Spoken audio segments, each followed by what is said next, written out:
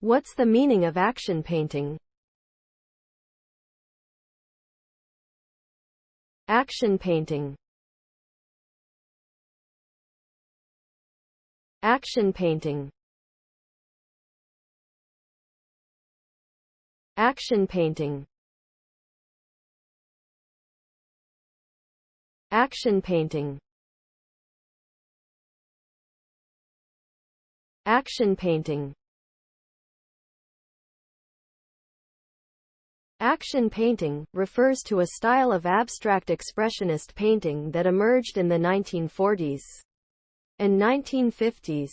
It is characterized by the use of spontaneous and energetic brushstrokes, often made with the entire body, as well as the incorporation of chance and accident into the creative process. The result is a highly textured and dynamic artwork that reveals the physicality of the artist's actions and gestures. Essentially, action painting emphasizes the act of creation over the importance of the final product, emphasizing energy, movement, and spontaneity above all else.